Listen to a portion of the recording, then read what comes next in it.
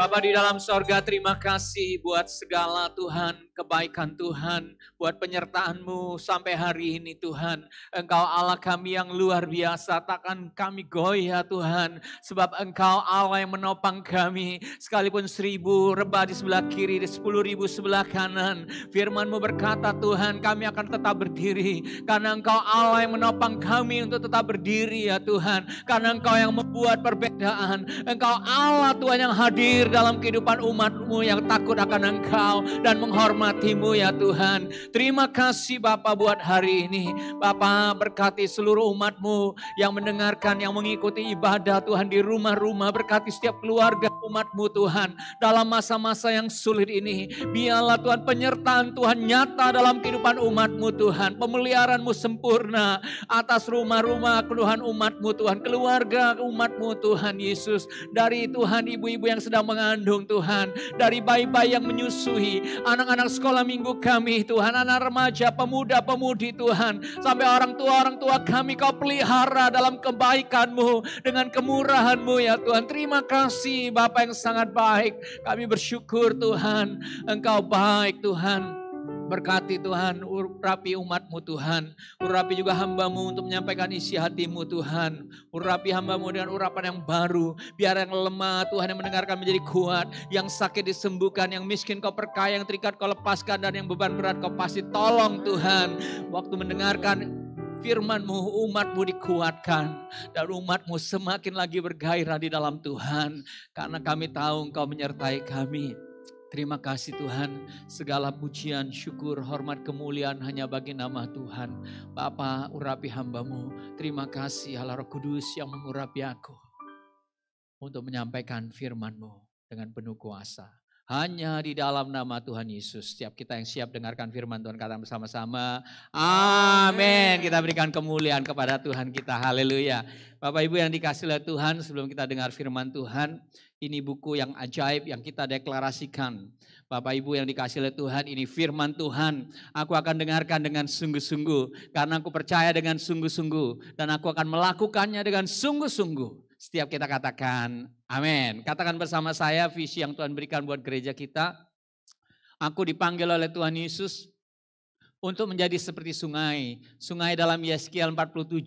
Sungai yang mengalir menjadi berkat bagi keluargaku, bagi orang sekitarku, bagi lingkunganku dan bagi kotaku. Tetapi aku harus semakin dalam berjalan bersama dengan Tuhan Yesus. Setiap kita katakan amin. Shalom Bapak Ibu yang dikasih, yang ada di rumah-rumah, yang menyaksikan tayangan ibadah online 6 September 2020 hari ini. Nah Bapak Ibu yang dikasih oleh Tuhan, judul khotbah hari ini adalah penyertaan Tuhan yang membuat perbedaan. Harusnya hari ini adalah dimulainya ibadah offline. Di DC Mall, di Tembesi, dan juga yang ada di Eden Park. Tetapi karena situasi dan juga karena kita berdoa bersama, jadi kita tunda lagi saudara, sampai waktu yang nanti akan diumumkan berikutnya, kita melihat situasi. Nah Bapak Ibu yang dikasih oleh Tuhan, saya mau mengajak Bapak Ibu untuk mendengarkan firman Tuhan ini dengan baik-baik. Yang menjadikan firman Tuhan ini menjadi tuntunan bagi setiap kita, Bapak Ibu yang dikasih oleh Tuhan, untuk melewati hari-hari ini. Bukankah firman Tuhan katakan kalau kita orang yang takut akan Tuhan, maka Tuhan akan menunjukkan jalan-jalannya kepada kita. Jadi saya berdoa supaya Bapak Ibu sekalian betul-betul mendengarkan dengan baik-baik dan melakukan apa yang disampaikan. Nah Bapak Ibu yang dikasih oleh Tuhan, kita tahu waktu tahun lalu, tepatnya bulan September 2019, kita memasuki tahun baru dalam kalender Ibrani yang kita bilang adalah 5780. Lalu kalender Ibrani, kalender mulut. Lalu kemudian kita mendapatkan tema dari gembala pembina kita, namanya dimensi baru, era yang baru. Nah Bapak Ibu yang dikasih Tuhan, pada waktu itu kita ingat, kita nggak tahu apa ke depan itu. Mungkin pengharapan kita berbeda dengan apa yang terjadi. Tapi sekarang kita tahu ternyata era yang baru betul-betul era yang baru saudara. Di mana kita itu dipaksa saudara oleh karena virus COVID-19. Dan kita akhirnya dipaksa untuk memasuki satu masa yang baru. Satu era yang baru yang tidak pernah kita alami sebelumnya selama kita ini hidup. Khususnya kecuali yang sudah hidupnya sudah 90 tahun ke atas mungkin dulu pernah mengalami flu yang lain namanya. Tetapi yang kita sekarang ini, di zaman sekarang ini adalah sesuatu yang belum pernah terjadi sebelumnya saudara. Sampai seluruh dunia disetting ulang, memasuki suatu era baru, suatu kebiasaan yang baru yang dikatakan new normal. Nah dari mulai ibadah itu kita stop gak ibadah lagi berkumpul itu mulai terakhir 15 Maret 2019. Sampai hari ini sudah 25 minggu kita itu ibadah online di rumah-rumah. Nah, Bapak Ibu yang dikasih oleh Tuhan, kita harusnya juga mau ibadah, tetapi kemudian gak bisa lagi. Nah, Bapak Ibu, sekarang sudah bulan September tanggal 6, 25 minggu berlalu.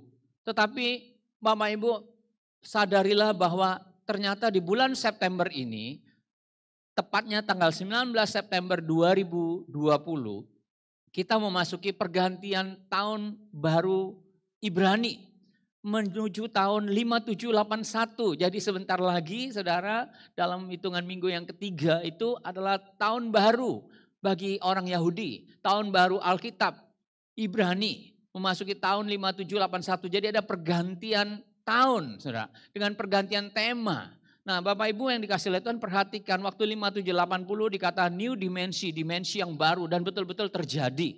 Jadi saya berharap kita ini betul-betul memperhatikan, mempersiapkan diri memasuki era yang baru ini, lalu masuki era 5781. Sehingga apa yang Tuhan mau kerjakan di tahun 5781 kita mengikutinya, kita berjalan bersama dengan Roh Kudus. Dan kita akan melihat bagaimana apa yang Tuhan agendakan dan kita ikuti terjadi. Nah Bapak Ibu yang dikasih oleh Tuhan, Bapak Ibu lihat oleh karena virus itu di seluruh dunia ini kena COVID-19. Dan dari gambar yang Bapak Ibu lihat itu, gambarnya sangat mengerikan sekali. Di seluruh dunia ada gambarnya yang warnanya coklat sekali. Itu yang menunjukkan dalam 14 hari itu ada kasus yang baru. Yang betul-betul selama 100.000 orang ada satu kasus. Jadi Bapak Ibu bayangkan itu kasusnya yang coklat itu khususnya Amerika, lalu Amerika Latin itu betul-betul parah sekali. Tetapi saudara lihat hampir seluruh dunia punya COVID-19. Lalu begitu juga dengan kita yang ada di Batam. Bapak Ibu yang dikasih oleh Tuhan, hari-hari ini bahkan pertambahan COVID-19 di Batam ini sangat membahayakan. Saya mencatatnya waktu memasuki kita rencananya kan 6 September kita mau ibadah. Tetapi Bapak Ibu lihat, beberapa hari, beberapa minggu sebelum hari ini, mulai dari tanggal 20 sampai 31 Agustus, saudara lihat pertambahan COVID-19 di Batam ini sangat cepat sekali. Pada tanggal 20 sampai 31 Agustus tercatat itu ada 248 orang yang positif COVID-19. Lalu memasuki bulan September dari tanggal 1 sampai tanggal 4, ya 2 hari yang lalu, tanggal 4, itu ada 96 orang yang positif. Nah ini semua rata-rata orang yang mengecek sendiri, yang melaporkan sendiri lalu di swab dan hasilnya positif. Tapi bagaimana dengan orang yang tidak melaporkan diri, yang bahkan mereka nggak sadar kalau mereka memiliki virus. Jadi ini berbahaya sekali kalau kita nggak hati-hati. Jadi pertambahannya akan banyak sekali. Nah saudara kalau lihat grafiknya di situ dikatakan ada 10 provinsi dengan tingkat kesembuhan terendah. Terendah, jadi berarti 10 provinsi ini kalau ini kesembuhan terendah berarti ada banyak yang mati. Nah di situ ternyata Kepulauan Riau masuk nomor 5. Kesembuhannya cuma 53%. Berarti ada 47% yang kita nggak tahu juga bisa parah atau bisa mati. Jadi ini dalam keadaan yang sangat berbahaya sekali. Bapak Ibu yang dikasih oleh Tuhan. Oleh sebab itu kita ini harus betul-betul memperhatikan. Saudara dan kita nggak tahu berapa lama ini akan berlangsung. Kita berdoa supaya antivirusnya cepat, saudara obatnya cepat ditemukan. Tetapi kita nggak tahu. Karena di belakang ini juga kita nggak tahu bagaimana Tuhan itu bekerja. Kalau Tuhan izinkan, saudara ingat tahun 2003 ada virus SARS. Saudara, dan itu ternyata selesainya 2 tahun. Tetapi dalam 2 tahun itu ada 8 bulan yang betul-betul virus itu betul-betul merebak. Tetapi tidak semua negara, saudara. Tidak mengoncangkan seluruh dunia. Tetapi ini menggoncangkan seluruh dunia. Ini lebih mengerikan lagi. Lalu Bapak Ibu yang dikasih oleh Tuhan, Bapak Ibu harus perhatikan. Ternyata di belakang COVID-19 ini, saudara, ada lagi yang lebih mengerikan, yang lebih lagi ditakuti. Yaitu datangnya resesi. Saudara lihat seperti gelombang. Kita memfokuskan diri, cuci tangan dan sebagainya dari COVID-19. Tetapi ternyata di belakang COVID-19 itu ada yang lebih mengerikan lagi. Yaitu masalah ekonomi. Bapak Ibu yang dikasih oleh Tuhan, kalau kita menghadapi COVID-19, kita bisa diam di rumah, saudara. Kita dipaksa untuk diam di rumah. Kita dipaksa untuk diam di rumah, itu kita bisa. Tetapi masalah ekonomi, kita nggak bisa diam di rumah. Kita akan bergerak. Nah dalam situasi seperti ini, pergerakan kita, saudara, di mana itu akan sangat berbahaya sekali kalau Tuhan tidak campur tangan, saudara, untuk melindungi dan menjagai kehidupan kita. Tetapi ini nggak bisa dielakkan. Di belakang COVID-19 ini ada yang lebih besar lagi, yaitu masalah ekonomi. Inilah saudara yang menjadi pemerintah menjadi hal yang sangat susah sekali. Satu segi mau membatasi gerak, tetapi satu segi ekonominya bisa hancur. Nah Bapak Ibu, saya tunjukkan ada 10 negara yang sudah jatuh ke jurang resesi, saudara. Jurang resesi, nah kebanyakan negara-negara ini adalah negara-negara yang waktu ada COVID-19 mereka lockdown semua. Betapa kita bersyukur sama Tuhan Yesus. Tuhan memberikan kita pemimpin yang luar biasa, Pak Jokowi, di dalam keadaan yang mengharuskan orang berharap, ayo lockdown supaya aman. Ternyata Pak Jokowi tidak melakukan itu, saudara. Dia masih pakai PSBB, saudara. Sehingga saudara lihat kita masih bisa berjalan, saudara. Tetapi beberapa negara ini sudah jurang resesi. Tetapi kalau saudara lihat map ini, saudara lihat bahwa kita ini sedang dalam bayang-bayang resesi. Apa itu resesi, saudara? Resesi itu kalau seandainya PDB-nya itu di bawah minus 2 kuartal berturut-turut selama 6 bulan berturut-turut itu minus, maka itu akan terjadi resesi. Nah PDB itu apa? PDB itu adalah produksi domestik, saudara. Barang. Jadi barang-barang PDB ini adalah dihitung dari berapa banyak produksi barang dan jasa yang dihasilkan dalam waktu tertentu di suatu daerah tertentu. Jadi saudara ini dikatakan produk domestik bruto.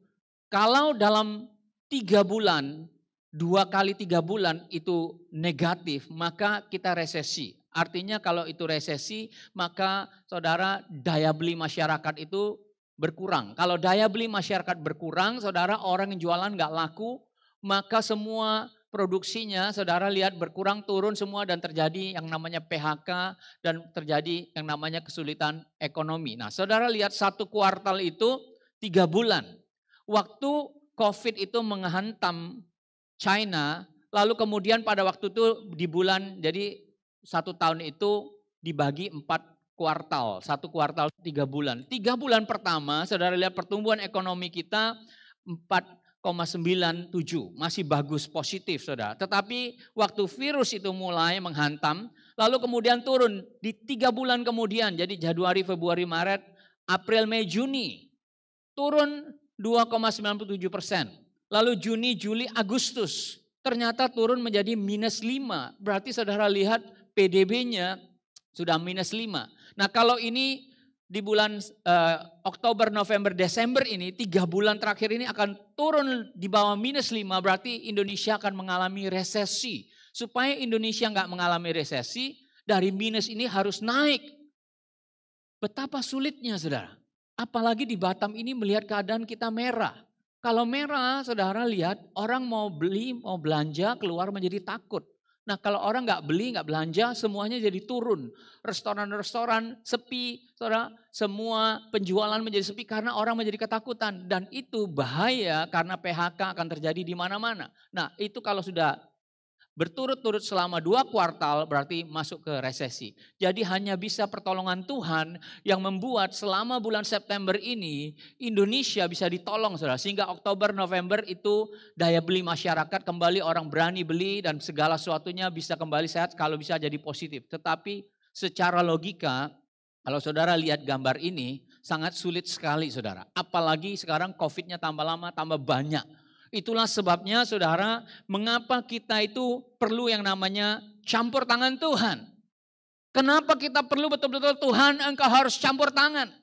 Saudara lihat kalau keadaan ini terus turun saudara, maka akan banyak resikonya saudara. Bukan cuma secara kesehatan kita beresiko, tetapi secara ekonomi kita beresiko yang membuat orang mau gak mau harus kerja, membuat orang harus keluar. Dan bahayanya, resikonya, yaitu kesehatan kita berdampak, keluarga kita berdampak saudara. Nah saudara lihat, disitulah kita perlu campur tangan Tuhan. Disitulah kita bisa Tuhan, tolong. Bagaimana kita ini anak Tuhan, biarlah janji-janji Tuhan itu bisa digenapi di dalam kehidupan kita. Biarlah ada perbedaan di dalam masa-masa kesulitan ini, supaya ada perbedaan, betul kamu anak Tuhan. Dan kamu betul-betul dibedakan saudara. Apakah bisa seperti itu saudara? Saudara, Alkitab bilang bisa. Karena hal itu pernah terjadi. Saudara lihat dalam Keluaran 33 ayat 15. Itu kisah di mana waktu bangsa Israel dibawa Tuhan keluar dari Mesir. Tetapi di tengah jalan saudara, waktu Musa itu, sebelum Musa dipanggil Tuhan, saudara ingat beberapa minggu yang lalu saya ceritakan bagaimana Tuhan mengajari mereka di Gunung Sinai. Tuhan tunjukkan Gunung Sinai yang penuh dengan api supaya ada rasa takut orang Israel melihat Tuhan. Bahwa Tuhan ini gak main-main. Tuhan yang membawa mereka keluar, tiba-tiba gunung itu bisa seperti terbakar saudara di depan mereka dan mereka ketakutan. Lalu mereka bilang, Musa jangan kami yang ketemu, langsung kamu saja yang mewakili kami. Tapi Musa bilang, Tuhan sengaja tunjukkan itu supaya Tuhan mau menguji kamu. Apakah dalam hatimu ada rasa takut sama Tuhan, ada rasa hormat kepada Tuhan. Nah saudara ingat, tetapi kemudian ternyata itu gak tahan lama. Makanya saya bilang takut akan Tuhan itu adalah pilihan. Lalu kemudian dalam kehidupan berikutnya, saudara mereka jatuh di dalam penyembahan lembu emas. Dan Musa marah sekali sampai 10 perintah yang dipahat di batu itu dihancurkan saudara. Dan Tuhan juga marah sekali, lalu Tuhan bilang, Musa aku gak mau lagi temenin kamu. Karena kalau aku jalan sama kamu, kalau orang ini kayak gini hidupnya, mendua hati, maka mereka akan mati semua. Jadi aku kirim malaikatku saja. Tetapi saudara lihat Musa itu orang yang mengenal sama Tuhan, orang yang takut Tuhan, yang cinta Tuhan. Lalu dia bersyafaat kepada Tuhan. Dia bilang, Tuhan jangan. Kalau Tuhan gak jalan sama kami lebih baik tunggu di sini saja. Lalu Musa bilang kayak gini, berkatalah Musa kepadanya, jika engkau sendiri tidak membimbing kami, janganlah suruh kami berangkat dari sini. Dari manakah gerangan akan diketahui bahwa aku telah mendapat kasih karunia di hadapanmu, yakni aku dengan umatmu ini, bukankah karena engkau berjalan bersama-sama dengan kami, sehingga aku dengan umatmu ini dibedakan dari segala bangsa yang ada di muka bumi ini. Saudara lihat Musa itu tahu, karena ada penyertaan Tuhan di padang gurun itu yang membuat perbedaan, itu yang melindungi mereka, itu yang menjaga mereka sekalipun keadaan sulit, tetapi mereka terpelihara oleh karena kebaikan Tuhan, oleh karena kemurahan Tuhan. Jadi Bapak Ibu lihat, Tuhan bikin perbedaan dan Musa melihatnya. Dia tahu, tetapi tidak semua orang Israel bisa melihat hal yang demikian. Nah, Bapak Ibu yang dikasih oleh Tuhan, lihat bagaimana pemeliharaan Tuhan selama 40 tahun di padang gurun. Dalam keadaan yang sulit saudara. Sebenarnya Tuhan itu lagi mengajarkan mereka untuk semakin mengenal Tuhan. Untuk masa depan mereka, karena suatu hari Tuhan akan pakai bangsa ini sebagai umat pilihannya untuk menjadi berkat bagi banyak orang, bagi dunia saudara. Oleh karena itu Tuhan bawa mereka masuk dalam sebuah proses. Nah Bapak Ibu yang dikasih oleh Tuhan, jangan-jangan melalui ini, bukan jangan-jangan lagi. Tuhan juga mengajari kita saudara dalam keadaan sulit ini. Supaya kita ini belajar terus untuk mengenal Tuhan. Saudara lihat bagaimana selama 40 tahun Tuhan memelihara mereka di padang gurun. Enggak ada pertanian. yang bisa mereka tanam di padang gurun. Tetapi Tuhan pelihara mereka dengan mana yang turun dari sorga. Lalu bagaimana dengan air? Nah Bapak Ibu yang dikasih oleh Tuhan, pernahkah Bapak Ibu berpikir selama mereka di padang gurun itu, jumlah orang Israel itu kurang lebih, Alkitab katakan ada 600.000 pria. Orang dewasa prianya, wanita belum dihitung, anak-anak belum dihitung saudara. Lalu tambah lagi dengan binatangnya dan segala piaraannya yang keluar dari Mesir. Jadi diperkirakan waktu mereka keluar dari Mesir itu jumlahnya sekitar 2,5 juta sampai 3 juta orang. Bapak Ibu bisa bayangkan 2,5 juta, 3 juta orang. Penduduk Batam ini aja 1,2 juta. 2 kali lipat menjadi 2,2 juta.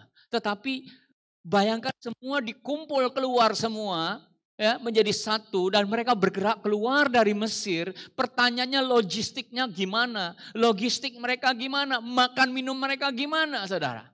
Nah saudara ternyata saudara saya coba cari tahu dan puji Tuhan ada orang yang menghitung untuk memberi minum orang di padang gurun. Padang gurun jadi kebutuhan minumnya sangat tinggi sekali. Anak-anak, binatang ya tambah lagi semuanya.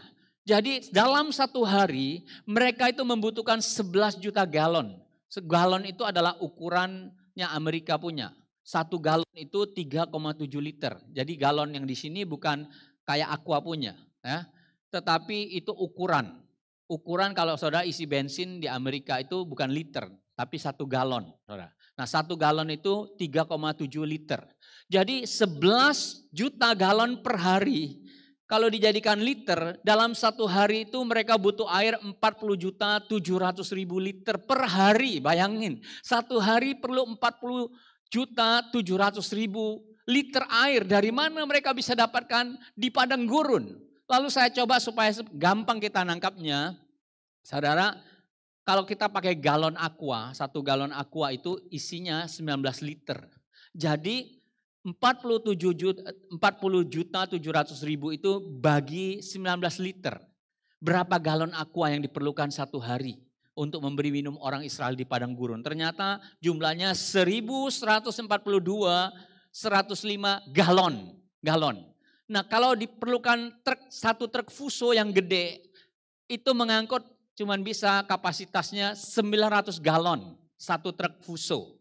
Jadi ternyata untuk memberi minum orang Israel satu hari itu diperlukan 1.269 truk fuso. Jadi saudara bayangkan untuk kasih makan per hari berapa ribu truk fuso yang satu truk itu isinya 900 galon aqua. Saudara yang isinya 19 liter itu ada 1.200 truk. Jadi panjang sekali kalau dihitung zaman sekarang untuk memberi makan sekitar 2,5 sampai 3 juta orang. Saudara bayangkan saudara ini di padang gurun tetapi Tuhan cukupkan. Lalu bagaimana dengan makan mereka? Makan mereka itu diperlukan untuk segitu banyak 1.500 ton per hari. Dan ukurannya itu adalah diperlukan 2 kereta barang, gambar di atasnya itu yang gerbongnya panjangnya 1,6 km perlu 2.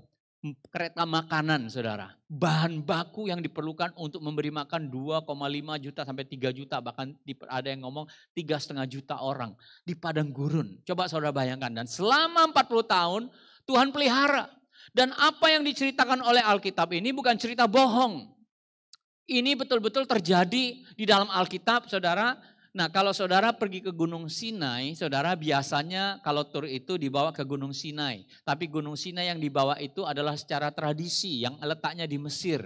Tetapi tahukah Bapak Ibu sekalian bahwa telah ditemukan Gunung Sinai yang asli itu ternyata ada di Arab Saudi saudara. Yang orang gak boleh masuk. Jadi saudara lihat dan Alkitab Galatia 1:4-25 katakan Hagar ialah gunung Sinai di tanah Arab. Jadi bukan Mesir. Alkitab sendiri katakan gunung Sinai itu ada di tanah Arab. Yaitu Saudi Arabia. Dan ternyata memang orang temukan yang sekarang itu menjadi daerah terlarang. Tapi saudara lihat Tuhan lagi membuka Saudi Arabia sehingga nanti suatu hari turis bisa datang ke sana untuk melihat perjalanan bahwa apa yang ditulis Alkitab itu benar. Saudara, ternyata ada satu gunung di daerah Saudi Arabia namanya Mountain Jabal Al-Laus. Saudara, ternyata di atasnya itu gunung itu hitam warnanya, saudara. Sementara gunung yang lain sekitarnya itu warnanya warna seperti batu-batu. Tetapi khusus di gunung ini Satu puncak itu hitam semua. Kenapa saudara? Ingat nggak pernah terjadi dalam Keluaran 19:18 Gunung Sinai ditutupi seluruhnya dengan asap karena Tuhan turun ke atasnya dalam api. Jadi gunung itu pasti terbakar saudara. Dan ini buktinya. Jadi saudara lihat Alkitab ini bukan cerita dongeng. Alkitab ini betul bahwa bagaimana Tuhan menyertai umat Tuhan namanya Israel di tengah kesulitan saudara. Lalu bukan cuma gunung ini yang ditemukan.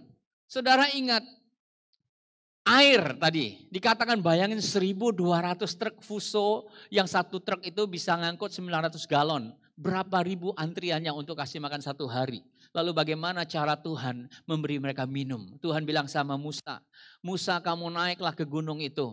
Kamu pukul batu itu akan keluar air. Dan ternyata saudara lihat batu gunung yang dipukul oleh Musa itu terbelah menjadi dua. Dan ini ditemukan juga sekarang ini saudara. Ini juga ada di daerah dekat Gunung Sinai di Saudi Arabia yang sekarang daerahnya menjadi daerah terlarang saudara. Puji Tuhan sehingga daerahnya masih asli. Suatu hari saya percaya kita bisa datang ke sini. Dan dari situlah air itu mengalir. Saudara lihat ajaib sekali batu ini begitu besarnya. Jadi sampai hari ini betul-betul ada. Dari batu itu keluar air yang bisa kasih makan 2,5 juta sampai 3 juta, bahkan sampai 3,5 juta orang saudara. Termasuk binatang di dalamnya. Saudara bisa bayangkan bahwa Tuhan itu luar biasa. Di padang gurun penyertaan Tuhan itu sempurna. Tuhan bisa sertai, Tuhan bisa bikin perbedaan. Juga dalam keadaan kesulitan seperti sekarang ini saudara. Tuhan pelihara orang Israel, Tuhan pelihara umatnya. Lalu saudara yang dikasih oleh Tuhan bayangkan setiap kali mereka berkemah itu dengan jutaan orang itu mereka perlukan tempat yang luas yang kurang lebih harus ada 200 hektar saudara. Saudara bisa bayangkan pemeliharaan Tuhan dan ini berlangsung selama 40 tahun. Jadi Bapak Ibu yang dikasih oleh Tuhan apapun yang hari-hari ini terjadi Tuhan kita itu Tuhan yang hidup. Tuhan yang ada di Alkitab, Tuhan yang menyertai umat pilihannya, Tuhan juga yang mau menyertai kita. Tetapi saudara harus ingat apa yang menyebabkan Tuhan menyertai umatnya. Saudara, apa yang membuat perbedaan? Sehingga di padang gurun Musa bilang, Tuhan kamulah yang bikin perbedaan. Saudara dalam Ulangan 8 ayat 1 Tuhan ingatkan, segenap perintah yang kusampaikan kepadamu pada hari ini haruslah kamu lakukan dengan setia. Supaya kamu hidup dan bertambah banyak dan kamu masuki serta menduduki negeri yang dijanjikan Tuhan dengan sumpah kepada nenek moyangmu. Ingatlah segala perjalanan dan sebagainya. Lalu ayat 4 saudara perhatikan. Penyertaan Tuhan membuat perbedaan. Perbedaan secara fisik saudara lihat. Perbedaan secara rohani. Ayat 4. Pakaianmu tidaklah menjadi buruk di tubuhmu dan kakimu tidaklah menjadi bengkak selama 40 tahun. Perjalanan di padang gurun yang begitu panas dikatakan pakaian tidak menjadi buruk di tubuhmu. Pakaian bisa bertahan 40 tahun saudara. Lalu dikatakan kakimu tidak menjadi bengkak. Secara fisik mereka sehat saudara. Karena mereka makan mana yang dari sorga. Tuhan pelihara. Maka ayat 5 haruslah engkau insaf bahwa Tuhan Allahmu mengajari engkau seperti seorang mengajari anaknya. Jadi di dalam masa sulit saudara kita ini harus sadar. Fokus kita tuh jangan salah saudara. Kita kepengen ayo cepat karena gak tahan soal ekonomi, gak tahan soal ini, soal apa. Tetapi saudara harus perhatikan fokusnya. Tuhan lagi mengajari kita melalui keadaan di seluruh dunia.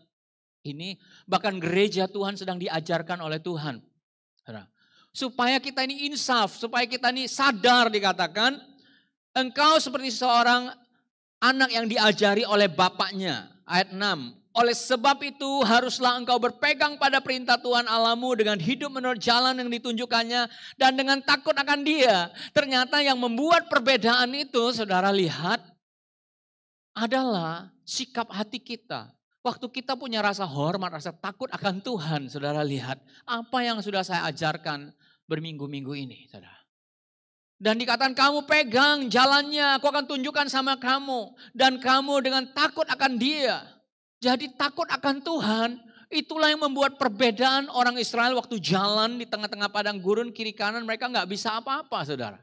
Tetapi saudara lihat pakaian mereka dipelihara. Hari-hari ini memang dalam keadaan sulit, tapi saudara lihat Tuhan bisa pelihara kita. Segala saudara lihat Tuhan bisa jagain kita. Mungkin kita tidak berlebihan, mungkin apa yang kita mau tidak bisa. Tetapi apa yang menjadi kebutuhan kita, Tuhan pelihara. Tetapi saudara lihat, engkau harus belajar takut akan Tuhan. Seperti seorang anak yang diajarin oleh bapaknya. Saudara, seorang anak yang cinta kepada bapaknya. Seorang anak yang bisa dekat sama bapaknya, tapi seorang anak juga yang harus menghormati bapaknya, saudara. Karena nggak ada seorang bapak yang betul-betul artinya rindu, kepengen anaknya ngelawan, suka ngelawan dia, suka apa, tidak saudara. Pasti seorang ayah kepengen anak yang menghormati orang tua. Lalu saudara lihat Mazmur 103 ayat 7 berkata demikian. Ia telah memperkenalkan jalan-jalannya kepada Musa, perbuatannya kepada orang Israel. Saudara lihat ayat ini begitu antik. He made known his ways unto Moses. Hanya kepada Musa dia tunjukkan jalannya. Tetapi kepada orang Israel cuma perbuatannya. Saudara, mereka cuma tinggal dapat hasil aja. Oh, mana tercurah, air tercurah. Tetapi Musa Tuhan kasih tahu jalan-jalannya. Saudara lihat perbedaannya. Saudara, saya mau seperti Musa. Tuhan tunjukkan jalannya, bukan cuma perbuatannya. Karena di saat-saat pandemik seperti sekarang ini, kita ini perlu tahu jalan Tuhan. Kita perlu tahu. Firman Tuhan katakan takut akan Tuhan adalah permulaan hikmat. Itu yang memberikan kita hikmat sehingga kita bisa ambil keputusan. Jalan mana yang harus kita pilih. Dan Tuhan katakan, Tuhan tunjukkan, Tuhan nyatakan. Lalu saudara lihat Ulangan 29 ayat 5. 40 tahun lamanya aku memimpin kamu berjalan melalui padang gurun. Pakaianmu tidak menjadi rusak di tubuhmu dan kasutmu tidak menjadi rusak di kakimu. Bayangin 40 tahun sepatunya nggak rusak saudara. Kenapa? Karena perbedaan yang Tuhan buat. Tuhan betul-betul menjagai saudara. Tuhan betul-betul membedakan. Kenapa saudara? Karena Musa takut akan Tuhan. Saudara yang dikasih oleh Tuhan, Mazmur 25 ayat 12 berkata, siapakah orang yang takut akan Tuhan, kepadanya Tuhan menunjukkan jalan yang harus dipilihnya. Makanya tadi dikatakan kepada Musa Tuhan tunjukkan jalannya. Kenapa? Karena Musa takut akan Tuhan. Kepada orang Israel cuma perbuatannya. Saudara, saat-saat seperti sekarang ini, rasa hormat kita kepada Tuhan harus semakin bertambah. Pengenalan kita kepada Tuhan semakin bertambah. Bapak Ibu lihat, dalam Maliaki 3 ayat 18 ini ayat sangat luar biasa sekali saudara. Ayat ini berkata, maka kamu akan melihat kembali perbedaan. Kamu akan melihat kembali. Apa saudara? Diingatkan lagi ini Maliaki kitab yang terakhir dari perjanjian lama. Dia mengingatkan lagi tentang kitab di awal tentang keluaran bagaimana orang Israel dibedakan. Dan Tuhan katakan itu akan terjadi lagi. Dan Tuhan akan lakukan perbedaan itu. Dengan penyertaan Tuhan, maka kamu akan melihat kembali perbedaan antara orang benar dan orang fasik, antara orang yang beribadah kepada Allah dan orang yang tidak beribadah kepadanya. Lalu pertanyaannya, dari mana kita bisa tahu kita ini beribadah betul-betul sama Tuhan? Sehingga Tuhan bilang, kamu akan melihat perbedaan seperti dulu terjadi di padang gurun. Ternyata saudara lihat ayatnya, balik lagi saudara. Maliaki 3:16, beginilah berbicara satu sama lain orang-orang yang takut akan Tuhan. Tuhan memperhatikan dan mendengarnya, sebuah kitab peringatan ditulis di hadapannya bagi orang-orang yang takut akan Tuhan. Dan bagi orang-orang yang menghormati namanya. Mereka akan menjadi milik kesayanganku sendiri, firman Tuhan semesta alam. Pada hari yang kusiapkan, aku akan mengasihani mereka sama seperti seorang menyayangi anaknya yang melayani dia. Ternyata saudara lihat ayat yang di bawahnya, ayat 18 tadi dikatakan Tuhan kamu akan melihat kembali perbedaan itu. Dari ayat atasnya Tuhan bilang begini, kalau kamu takut akan Tuhan dan menghormati namanya, maka kamu akan beribadah dengan sungguh-sungguh. Maka kamu akan menjadi anak kesayanganku. Seperti orang yang melayani, maka kamu akan lihat perbedaan yang aku akan lakukan. Sekali lagi, seperti pada waktu dulu. Saudara, kita sangat perlu dalam masa seperti sekarang ini. Supaya ada perbedaan, supaya kita melihat sendiri betul Bapa kita di surga. Tuhan kita begitu dahsyat, begitu luar biasa dalam masa-masa sulit. Tuhan pelihara kita. Kita selalu ada makan di meja kita. Kita patut bersyukur dengan kesehatan. Dalam keadaan ini, karena kita perlu keluar, kita perlu bekerja. Kita gak bisa diam di rumah berbulan-bulan, saudara. Kita perlu keluar dan bagaimana di luar dengan keadaan pandemik seperti sekarang ini. Disitulah perbedaannya. Tuhan akan bikin perbedaannya.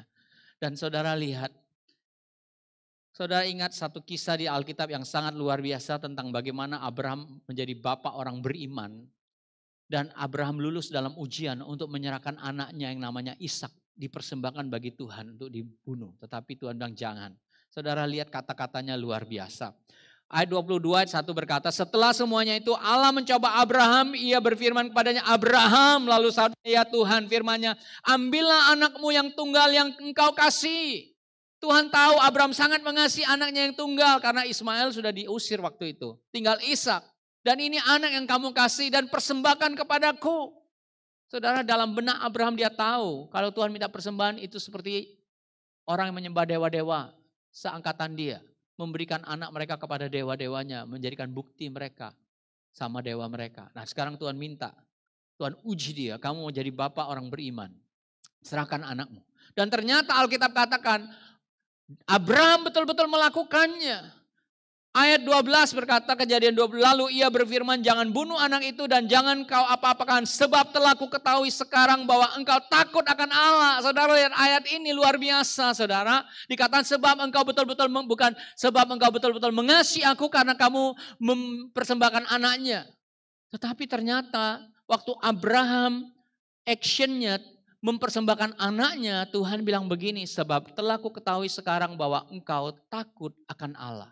Saudara tahu, saya juga baru saudara. Ternyata Ishak yang dipersembahkan oleh Abraham ini, saya pikir itu Ishak yang masih anak-anak. Ternyata bukan saudara.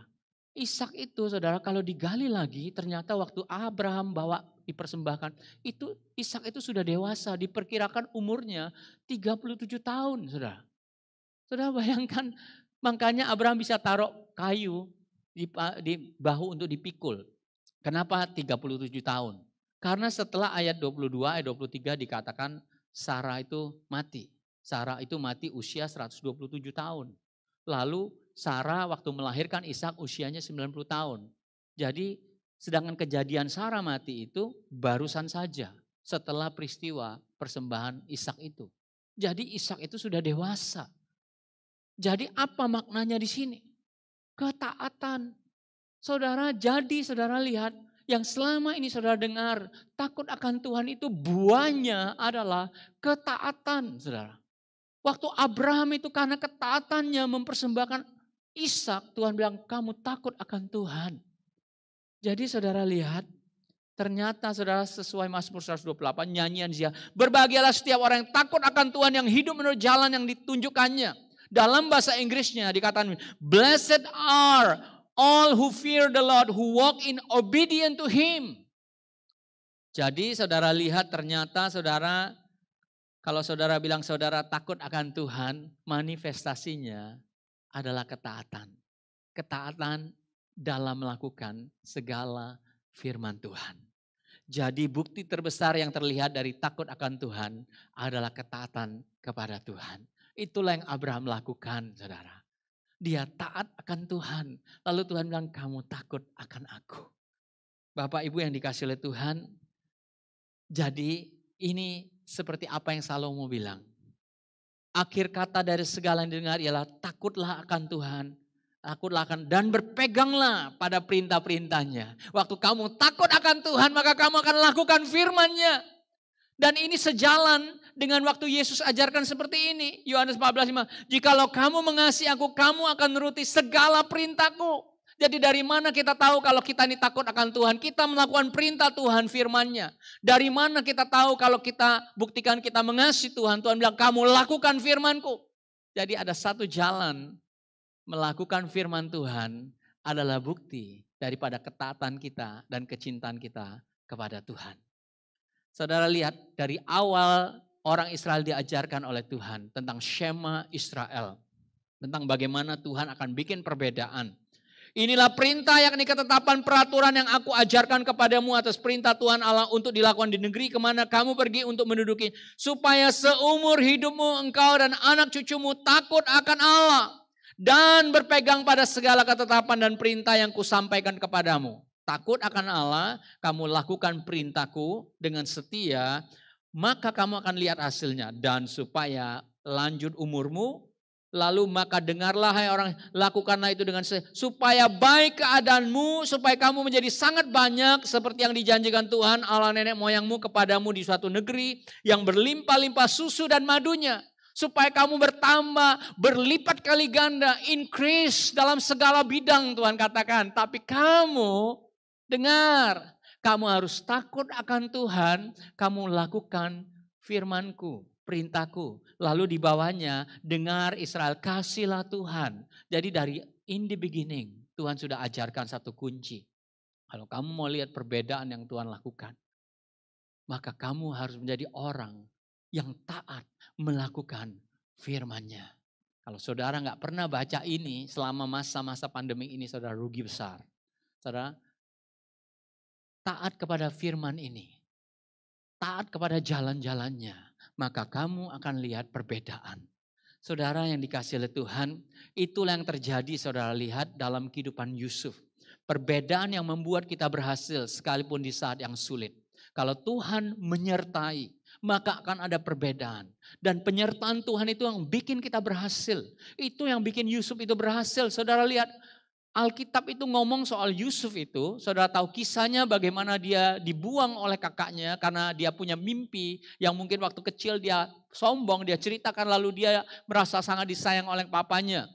Sehingga membuat kakak beradiknya iri, lalu dia dibuang, dijual. Tapi saudara lihat apa yang terjadi dalam kehidupannya, ayat 2 berkata, tetapi Tuhan menyertai Yusuf sehingga ia menjadi seorang yang selalu berhasil dalam pekerjaannya.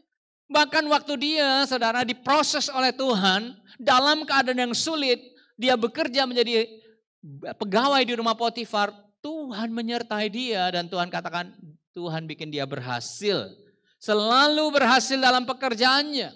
Ayat 3, setelah dilihat oleh tuannya bahwa Yusuf disertai Tuhan. Saudara lihat dalam keadaan seperti ini, waktu engkau betul-betul menjadi seorang yang taat pelaku firman Tuhan, maka saudara akan lihat penyertaan Tuhan yang membuat satu perbedaan dalam kehidupanmu, dalam usahamu, dalam rumah tanggamu, keluargamu. Sehingga orang melihat, orang ini betul-betul disertai oleh Tuhan. Saudara lihat. Bosnya lihat, betul Yusuf ini disertai Tuhan dan kasih dia tambahan pekerjaan lagi.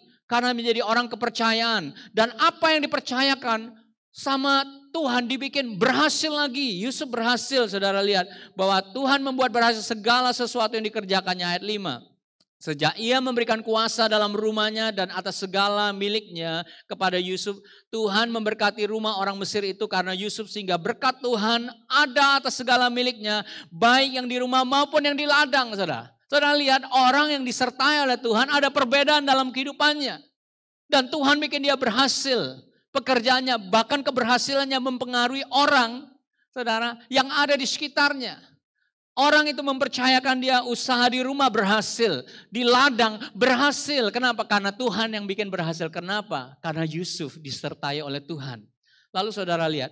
Ayat 5, sejak ia memberikan kuasa dalam rumahnya dan atas segala miliknya kepada Yusuf, ada atas segala miliknya, baik yang di rumah maupun di ladang. Akhirnya semakin besar kepercayaan diberikan dalam keadaan yang sulit. Yusuf itu, saudara, Tuhan berkati dia. Tetapi waktu dia sudah diberkati, tantangan baru muncul. Godaan seksual, saudara lihat. Saudara lihat, waktu orang susah itu, mungkin gak ada orang yang mau. Tapi waktu engkau sudah berhasil, saudara, apalagi Yusuf ganteng. Dan ini datang dari istri tuannya, Potifar. Ini istri jenderal, saudara, yang mungkin sangat cantik. Yang tergoda lihat Yusuf, orang yang kerjanya begitu luar biasa, yang tampan. Lalu istrinya bilang, selang beberapa waktu istri tuannya memandang Yusuf dengan birahi, lalu katanya, marilah tidur dengan birahi, saudara. Rumah gak ada orang. Ini tinggal Yusuf sendiri, saudara. Pria loh, saudara. Tetapi saudara lihat. Waktu Yusuf digoda, Yusuf menolak dan berkata, dengan bantuan Tuanku dia ingat, saudara. Dari mana dia mulainya? Lalu saudara, ayat yang luar biasa yang Yusuf katakan, yang saya garis warna kuning. Bagaimanakah mungkin aku melakukan kejahatan yang besar ini dan berbuat dosa terhadap Allah? Saudara lihat. Apa yang membuat Daud itu bisa tidak melakukan dosa? Karena rasa takut dan hormatnya kepada Tuhan. Dia katakan, aku bisa gini karena Tuhan. Gak bisa aku lakukan kejahatan ini. Setelah sekian tahun Tuhan menyertai dan memberkati aku sehingga aku bisa berbuat dosa terhadap Allah. Saudara, dia bisa lolos dari dosa seksual. Dia menjadi orang yang jujur, orang yang diberkati Tuhan. Apa saja yang dikerjakan dibikin berhasil. Apa yang membuat dia bisa lari dari godaan ini? Alkitab katakan akhirnya dia dimasukkan dalam penjara. Oleh karena dia hidup kudus, dia takut akan Tuhan. Tetapi saudara lihat sekalipun di penjara, lalu Yusuf ditangkap oleh tuannya dan dimasukkan ke dalam penjara, tempat tahanan-tahanan yang raja dikurung, tetapi Tuhan menyertai Yusuf. Alkitab Tuhan ayat 23, dan kepala penjara tidak mencampuri segala yang dipercayakannya kepada Yusuf karena Tuhan menyertai dia dan apa yang dikerjakannya dibuat Tuhan berhasil.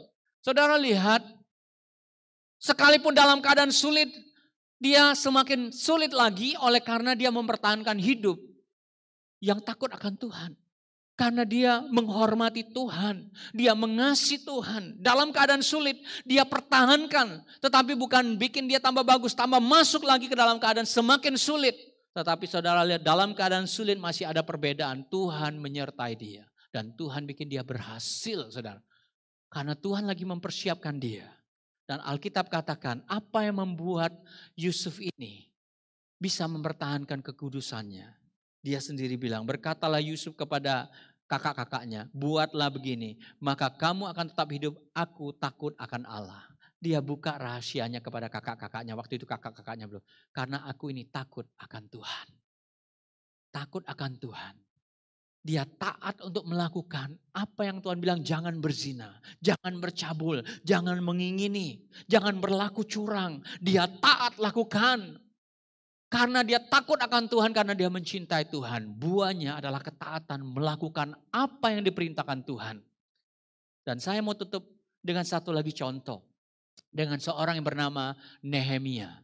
Seorang juru minum raja. Hatinya hancur mendengar kabar di kota Yerusalem temboknya sudah runtuh, sudah roboh. Jadi dia minta izin dalam kesedihannya. Tapi dia gak bisa langsung minta izin. Dikatakan kalau dulu melayani raja, kalau muka muram raja itu gak berkenan, maka dia bisa mati. Tetapi saudara lihat, kenapa membuat raja menjadi berkenan kepada Nehemia dan bertanya, apa yang kamu pikirkan, kenapa mukamu muram? Tetapi kisah sebelumnya saudara lihat bagaimana dia berdoa kepada Tuhan, Tuhan, hatiku ini hancur karena keadaan yang seperti ini. Dan Tuhan memberikan dia favor.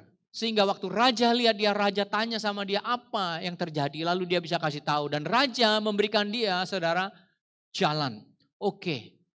Lalu Nehemia kembali ke Yerusalem. Dan bisa bangun tembok Yerusalem di tengah kesulitan. Tuhan menjagai, Tuhan menyertai, dan ada perbedaannya dan dibuat berhasil.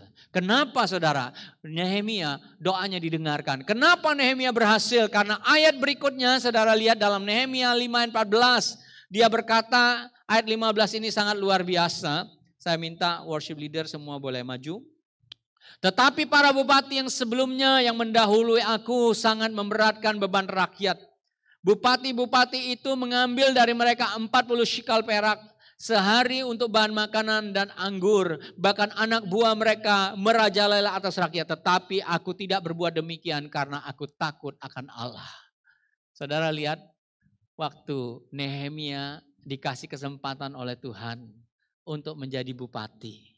Menjadi seorang yang sangat berkuasa di daerahnya. Dan Tuhan bikin dia berhasil dalam pekerjaannya. Lalu dia katakan, sebelum aku, pemimpin-pemimpin yang lain merampasi rakyatnya, membuat sengsara untuk kepentingan diri sendiri, korupsi, bahkan merajalela.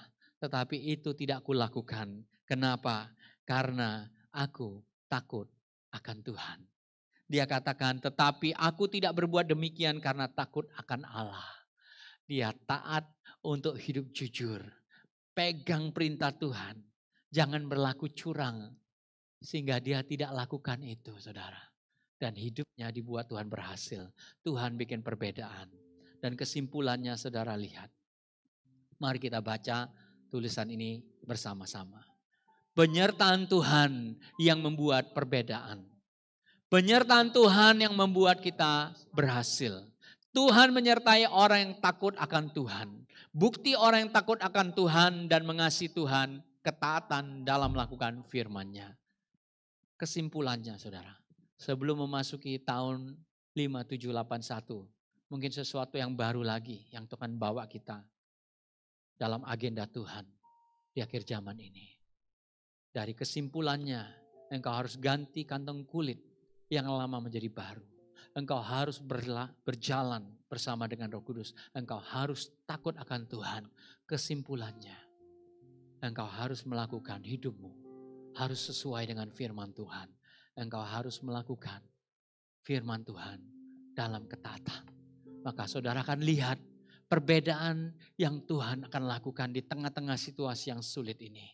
Tuhan akan bikin perbedaan. Tuhan katakan, kamu akan melihat kembali perbedaannya yang akan aku buat kembali seperti di zaman dulu. Di padang gurun waktu nenek moyangmu, jutaan orang gak ada makan dan minum selama 40 tahun. Aku siapkan makanan dari sorga. Mana dari sorga turun. Saudara tahu arti kata mana? Itu dalam bahasa Ibrani adalah what is it? Apa ini? Setiap hari mereka makan apa ini saudara. Bosan gak bosan. Tetapi Tuhan lagi melatih mereka. Di dalam perjanjian baru, Yesus berkata, aku adalah roti. Yesus yang mereka makan. Membuat tubuh mereka harusnya sehat kuat. Dipersiapkan, dibedakan di padang gurun. Untuk tujuan Tuhan ke depan. Suatu hari mereka akan menjadi bangsa yang diberkati Tuhan. Tetapi di tengah perjalanannya, tidak semua yang bisa masuk saudara. Karena mereka salah fokus. Mereka fokusnya pada keadaan. Hanya 2, Yosua dan Kaleb. Yang fokusnya tetap kepada Tuhan. Mereka menjadi orang yang punya jiwa yang berbeda. Mereka menjadi orang yang taat. Mereka ingatkan teman-teman mereka, ingatlah. Bukankah Tuhan janji sama kita. Kalau kamu baik-baik lakukan firman Tuhan. Jadi yang berkenan di hadapan Tuhan, maka musuh yang kita hadapin ini sebentar lagi tidak akan ada lagi. Karena Tuhan akan menyertai kita, membuat kita berhasil. Bapak Ibu yang dikasih oleh Tuhan, situasi pandemik ini kita nggak tahu berapa lama. Tapi ini begitu menekan keadaan. Saya punya 4 anak saudara, dan mereka sekolah di rumah 3 orang. Dan berat sekali saudara, saya melihat puji Tuhan, istri saya bugem saudara. Wah saudara, harus masak, harus ngurus anak, dan harus mendampingi dalam pelajaran sekolah. Saudara itu gak gampang. Makanya kita perlu Tuhan menyertai kita. Tuhan perlu dalam masa-masa sukar ini. Tuhan menyertai kita sehingga ada perbedaannya. Kita gak bisa gak keluar saudara. Kita gak bisa gak kerja saudara lihat.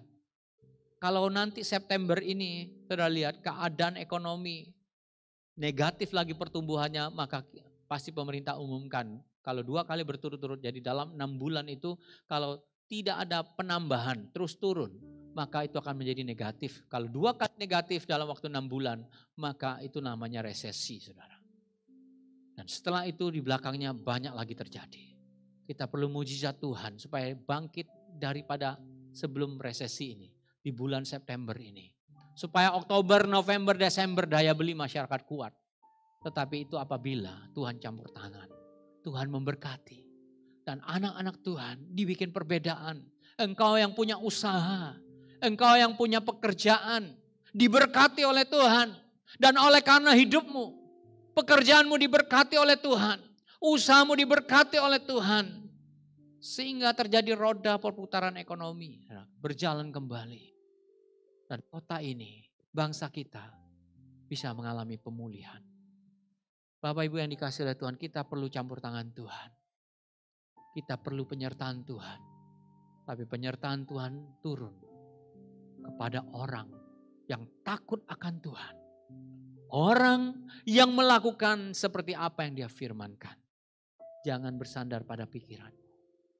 Dalam keadaan sulit, apa yang firman Tuhan katakan, itu yang harus kau lakukan. Mari kita angkat pujian ini sambil kita mempersiapkan perjamuan kudus. Mempersiapkan hati kita. Walaupun 1000 rebah, kita nyanyikan dari yang pertama.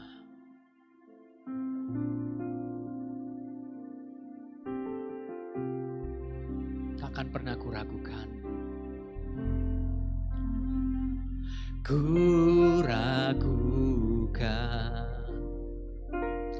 kasih setiamu ya Tuhan. Setiap waktu dalam hidupku tak pernah kau tinggalkan. Meski langit tampak suram, awan gelap pun menghadang, hadapi badai, lewati gelombang, tak pernah kau tinggalkan diriku.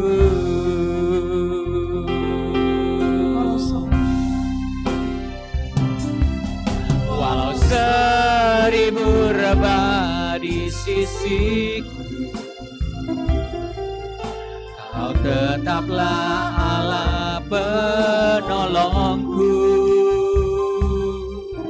Walau 10.000 rebah di kananku, takkan ku goyah, sebab Yesus sertaku. Walau 1000 rebah di sisiku, Kau tetaplah Allah penolongku. Walau 10.000 rebah di kananku, takkan ku goyah, sebab Yesus sertaku.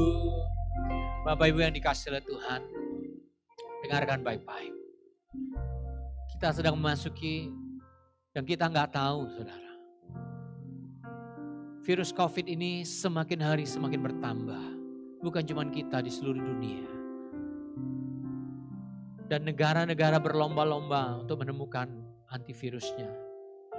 Tetapi sampai kapan kita juga belum tahu. Tetapi setidaknya kita punya pengharapan. Tetapi sampai hal itu betul-betul terjadi, penyebaran virus ini semakin cepat. Dan kita nggak tahu, saudara, ada yang OTG, tapi ada yang kena bisa langsung mati. Dan ini yang membuat ekonomi menjadi sulit. Tapi hari ini kita sudah dengar firman Tuhan.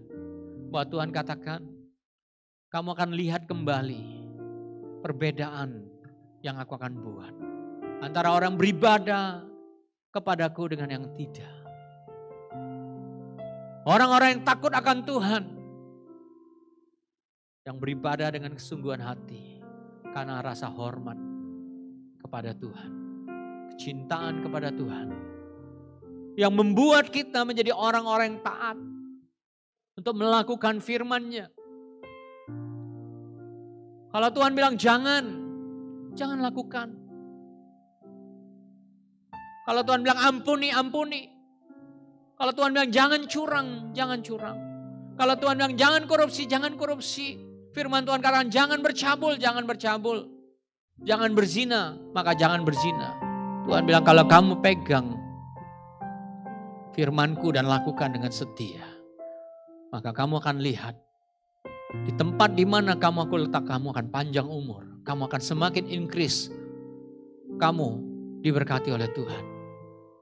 Karena Tuhan akan pelihara. Tuhan bikin perbedaan. Seperti apa yang terjadi ribuan tahun yang lalu. Bayangkan 40 tahun mereka jalan di padang gurun. Dan Musa bilang, lihatlah sendalmu tidak rusak. Pakaian yang kamu pakai tidak rusak. Dan selalu ada air, bayangkan 1.200 truk fuso lebih. Yang satu fusonya mengangkat 900 galon air per hari. Untuk mencukupkan kebutuhan minum. Tuhan pelihara dengan batu karang. Yang terus menerus mengalirkan air. Di padang gurun Tuhan bikin mata air. Saya tahu ini dalam keadaan yang sulit. Mungkin di antara Bapak Ibu sekalian. Kita semua bukan cuma Bapak Ibu, semua kita terdampak, gereja juga dampak. Pembangunan kita juga terpaksa berhenti, saudara. Semuanya, saudara. Semua kita berusaha. Saudara, semua kita dalam keadaan sulit. Tetapi dalam keadaan sulit ini ada janji Tuhan. Akan ada perbedaan. Dan perbedaan itulah yang membuat kita menjadi orang berhasil. Melewati masa-masa sulit ini. Dan di dalam didikan Tuhan, Tuhan katakan seperti orang tua yang mendidik anaknya. Tuhan punya tujuannya. Supaya kita ini gak salah fokus. Kita gak ngomel-ngomel seperti sebagian orang Israel. Setiap hari makan mana? What is it? Apa ini? Apa ini? Dari keingin tahu, dari semangat lama-lama lesu. Saudara, jangan sampai gairah kita kepada Tuhan di saat-saat ini menjadi lesu. Tapi justru kita harus semakin berjalan, semakin setia, semakin taat Tuhan. Apa yang kau mau suruh lakukan, aku lakukan. Kalau Tuhan bilang tidak, tidak. Permulaan daripada hikmat adalah takut akan Tuhan. Waktu kita dalam melakukan segala hal, kita menghormati Tuhan. Tuhan, kalau Tuhan tidak kasih lampu hijau, jangan lakukan. Seperti Musa katakan, bukankah karena engkau kami dibedakan. Jangan suruh kami jalan kalau engkau tidak berjalan di depan kami. Musa tahu. Karena rasa takutnya sama Tuhan. Tuhan bilang, kepada Musa dia tunjukkan jalannya. Tetapi kepada orang Israel hanya perbuatannya. Dan Tuhan bilang, hanya kepada orang yang takut akan Tuhan. Tuhan tunjukkan jalannya, rahasianya. Bapak Ibu yang dikasihi oleh Tuhan, mari kita belajar untuk menjadi orang yang taat. Kita takut akan Tuhan, kita taat melakukan firman-Nya. Kita cinta sama Tuhan, kita taat melakukan firman-Nya. Ternyata ketaatan itu yang menghubungkan antara takut Tuhan dengan cinta Tuhan untuk bisa berjalan bersama-sama dalam kehidupan kita. Karena ketaatan melakukan firman-Nya. Mari kita berdoa. Bapa di dalam sorga, terima kasih buat firman-Mu. Kami tahu Tuhan, hal yang sangat sederhana untuk mengerti kalau kami takut akan Tuhan, yaitu waktu kami taat akan firman-Mu. Kami melakukan firman-Mu dalam ketaatan Tuhan. Tidak mencong ke kanan ke kiri, tapi berjalan lurus seperti apa yang firman-Mu ajarkan kepada kami. Belajar untuk taat. Terima kasih Tuhan. Mantapkan hati kami, biar firman-Mu tetap tinggal dalam hidup kami. Dan materaikan melalui perjamuan kudus ini. Mari Bapak Ibu yang dikasihi oleh Tuhan, siapkan perjamuan kudus. Biar kita materaikan firman Tuhan yang kita dengar melalui perjamuan kudus. Apapun keadaan Bapak Ibu sekalian, kau lihat Tuhan akan bikin perbedaan. Jangan sampai kita gak menyadari seperti orang Israel. Ternyata pakaian mereka selama 40 tahun gak rusak. Sepatu yang mereka pakai gak rusak. Mereka lupa itu. Mereka komplain, tapi Musa tahu. Bukankah Tuhan, karena Engkau menyertai kami dibedakan. Yusuf tahu, sehingga dia bisa lari dari godaan. Dan rasa hormatnya kepada Tuhan yang membuat dia berhasil dalam segala bidang. Dalam segala keadaan sulit. Mari kita angkat roti di tangan kanan kita.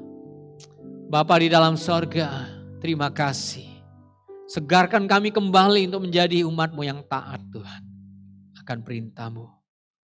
Menjadi orang yang Kau katakan supaya kami tidak boleh sombong. Supaya kami menjadi orang yang bisa diajar oleh firman Tuhan. Supaya kami boleh menjadi orang yang taat Tuhan. Tidak berjalan dengan pikiran kami sendiri. Menjadi orang yang bisa dikoreksi. Menjadi orang yang bisa dikasih tahu. Jadikan orang Tuhan yang gampang diajarkan Tuhan. Sebab apa yang telah kuteruskan kepadamu telah kuterima dari Tuhan. Bahwa Tuhan Yesus pada malam waktu ia diserahkan mengambil roti. Dan sudah itu ia mengucap syukur atasnya, ia mencah-mencahkannya dan berkata, inilah tubuhku yang diserahkan bagi kamu. Perbuatlah ini menjadi peringatan akan aku. Sebab setiap kali kamu makan roti ini, kamu memberitakan kematian Tuhan sampai ia datang. Saudara yang dikasihi oleh Tuhan, Bukankah roti yang kita pecah-pecahkan adalah persekutuan dengan tubuh Kristus? Karena roti adalah satu, maka kita sekalipun banyak adalah satu tubuh. Karena kita semua mendapat bagian dalam roti yang satu itu. Mari kita makan dalam nama Yesus.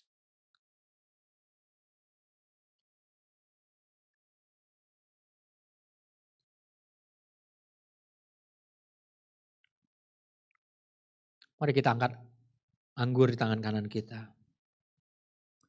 Demikian juga yang mengambil cawan sudah makan lalu berkata, cawan ini adalah perjanjian baru yang dimateraikan oleh darahku. Perbuatlah ini setiap kali kamu minumnya menjadi peringatan akan aku.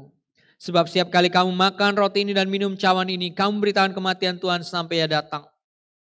Saudara yang dikasihi oleh Tuhan Yesus, bukankah cawan pengucapan syukur yang atasnya kita ucapkan syukur adalah persekutuan dengan darah Kristus? Mari kita minum dalam nama Yesus.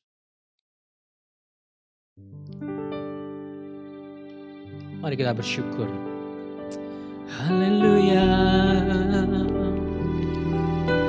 Terima kasih Yesusku. Haleluya. Terima kasih. Engkau baik. Haleluya.